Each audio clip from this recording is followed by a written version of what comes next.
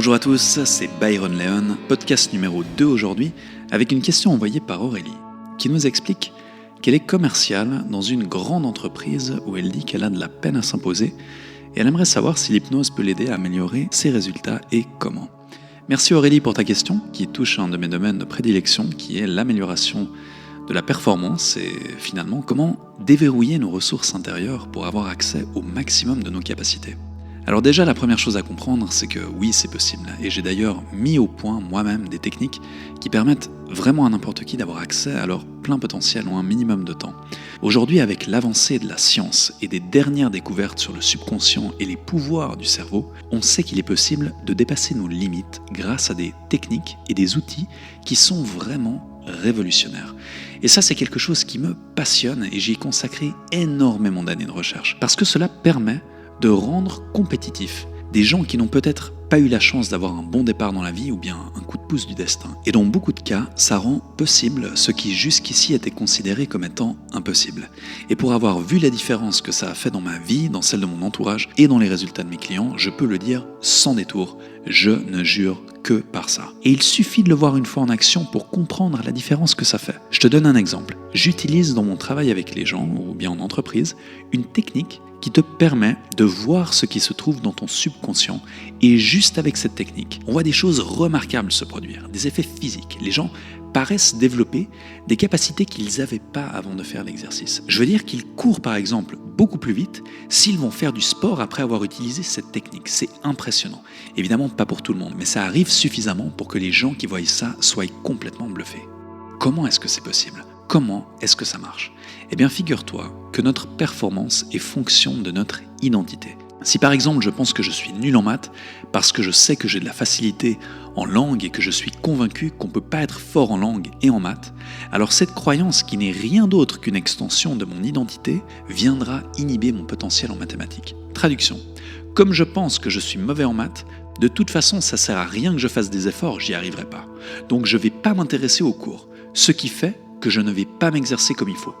Donc je serai mal préparé pour le test. Et quand je recevrai ma mauvaise note, ça ne fera que prouver et renforcer ce que je pensais déjà depuis le début. Tu vois, je te l'avais dit, je suis mauvais en maths, donc ça sert à rien que je fasse des efforts, etc. Bref, c'est le cercle vicieux qui tourne à l'infini. Mais notre identité, notre image de nous-mêmes, c'est quelque chose qui se trouve dans notre psychisme et nous pouvons y avoir accès par le subconscient. Autrement dit, il est possible de sortir des confinements de notre identité et de restaurer des liens avec ces zones de potentiel que nous avons négligées. Reprenons mon exemple de ces gens qui courent plus vite après avoir vu ce qui se trouvait dans leur subconscient. On sait tous qu'on courrait plus vite si on ajoutait quelque chose à notre capacité à courir. Ça semble logique, mais je prétends que c'est faux. Ce que j'ai découvert dans mon travail et ce que mes clients découvrent, c'est qu'ils ne courent pas plus vite parce qu'ils ont ajouté quelque chose à leur capacité de courir, mais plutôt ils courent plus vite parce qu'ils se sont défaits de leur incapacité à courir plus vite. Et je sais que ça peut paraître contre-intuitif, mais je me suis rendu compte que le succès, c'est notre destination naturelle quand nous cessons d'avancer vers l'échec. Et qu'au lieu de toujours vouloir faire pour aller mieux, il nous suffit de nous défaire de nos mécanismes d'auto-sabotage et nous verrons alors que toutes ces capacités que nous voulions avoir, elles ont toujours été là, exactement où nous sommes.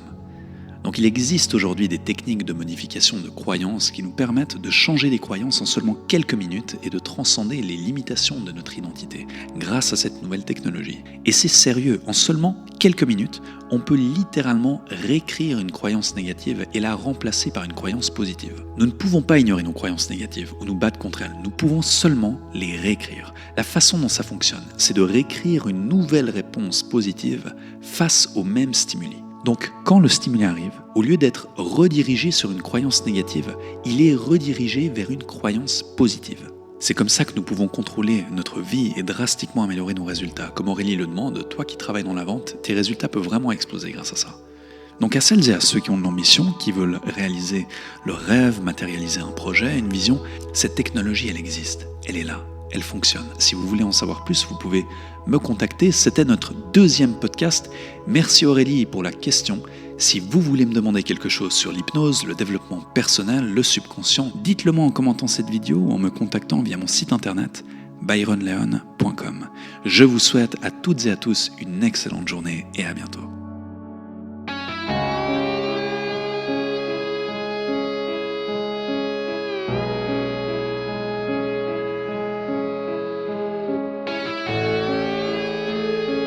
Ciao.